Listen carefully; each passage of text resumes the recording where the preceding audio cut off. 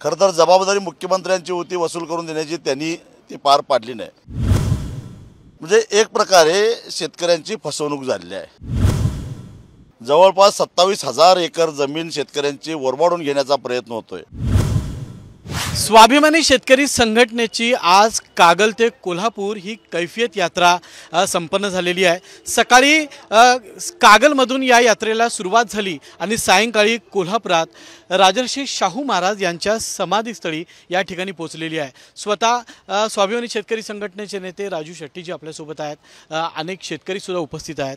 आपण त्यांना विचारणार आहोत की कैफियत मांडण्याची आज मांडण्याचा प्रयत्न तुम्ही केलेला आहे। कोल्हापूर ते कागल हा तुम्ही प्रवास केलेला आहे, नेमकी काय कैफियत आहे? लोकराजा शाहू महाराजांची आज 150वी जयंती आहे आणि राज्य सरकारमार्फत सुद्धा मोठ्या धुमधडाक्यानं ही जयंती साजरी होते।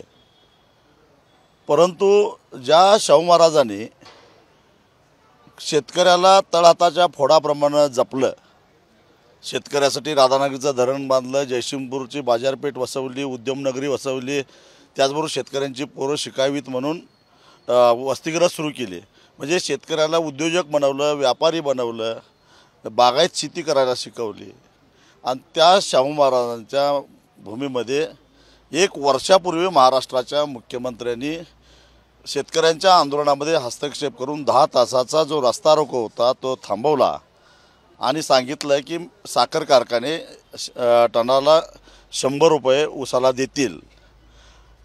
जिल्हाधिकाऱ्यांच्याकडे सगळ्या कारखान्यांनी तशी हमीपत्र दिली, परंतु अद्यापही ते पैसे मिळालेले नाहीत। खरं तर जबाबदारी मुख्यमंत्र्यांची होती वसूल करून देण्याची, त्यांनी ती पार पाडली नाही। काही कारखान्यांनी प्रस्ताव पाठवला, त्याला मान्यता देण्यात सुद्धा स्वारस्य दाखवलं नाही। म्हणजे एक प्रकारे शेतकऱ्यांची फसवणूक झालेली आहे। तीच परिस्थिती शक्तिपीठ महामार्गाची आहे। देवाधर्माच्या नावानं जवळपास 27,000 एकर जमीन शेतकऱ्यांची वरबाडून घेण्याचा प्रयत्न होतोय। आधी महाविकास आघाडीनं शेतकऱ्यांची जमीन 1956च्या कायद्यानुसार सक्तीचं भूसंपादन करता यावं अशा प्रकारची दुरुस्ती केली आणि त्याचा फायदा घेऊन आज शक्तिपीठ महामार्गाची जमीन शेतकऱ्यांची कवडीमोल किमतीनं ताब्यात घेण्याचा प्रयत्न होतोय। हजारो शेतकरी भूमिहीन होत आहेत। मग या सरकारला शाहू महाराजांच्या शतकोत्तर सुवर्णमहोत्सवी समारंभ साजरा करायचा नैतिक अधिकार आहे का? जनाची नाही मनाची तरी। म्हणजे ज्या राजानं आम्हाला तळहाताच्या फोडाप्रमाणे जपलं, एका बाजूला त्या राजाची शतकोत्तर सुवर्णमहोत्सवी जयंती साजरी होत असताना आम्ही मात्र आज देशोधडीला लागलेलो आहोत। आणि नेमकी हीच कैफियत घेऊन शाहूराजांच्या जनक गावापासून म्हणजे कागलपासून त्यांच्या स्मृतीस्थळापर्यंत शेतकऱ्यांना घेऊन चालत मी इथं आलेलो आहे। महाराजांनी जे शेतकऱ्यांसाठी केलेलं काम याला स्मरून तुम्ही खरं तर इथं आलेला आहेत। शेकडो शेतकरी सुद्धा या रॅलीमध्ये सहभागी झालेले आहेत। आज 150वी जयंती आहे। राज्य सरकारने, राज्याच्या मुख्यमंत्र्यांनी आणि नेत्यांनी या जयंतीकडे दुर्लक्ष केल्याचं एकूण दिसून येत आहे, कारण कोल्हापुरात कोणीच फिरकलेलं नाही आहे। नाही, म्हणजेच शाहू महाराजांच्या विचाराशी या सरकारला किंवा या सगळ्या राजकीय नेत्यांना काही देणं घेणं नाही असं वाटतंय। पण आम्ही सामान्य माणसं मात्र शाहू राजाला आमच्या विसरलेलो नाही। आमच्या हृदयामध्ये त्यांचं स्थान आहे आणि म्हणून एक दिवस काढून आम्ही कागल ते कोल्हापूरपर्यंत चालत आलो।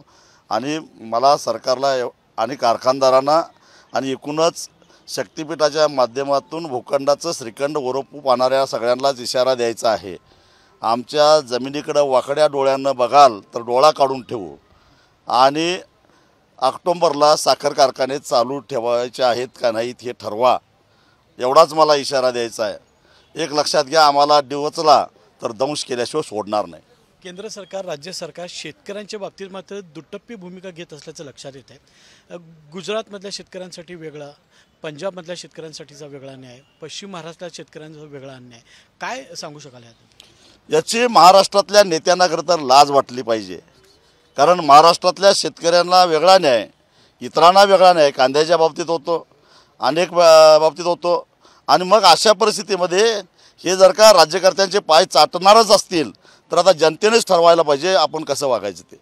पंतप्रधानांना या निमित्तानं तुम्हाला काय सांगायचं आहे? तिसऱ्यांदा ते पंतप्रधान झालेले आहेत, पण ते शेतकऱ्यांचे पंतप्रधान कधी होणार आहे? तिसऱ्यांदा पंतप्रधान झालेले आहेत मोदी साहेब, पण त्यांनी एक लक्षात ठेवावं, तिसऱ्यांदा खुर्चीवर बसताना थोडेसे ठेचकाळलेले आहेत आणि ती ठेच शेतकऱ्यांच्या मुळं लागलेली आहे. शेतकऱ्याकडे दुर्लक्ष कराल तर रक्तबंबाळ व्हाल.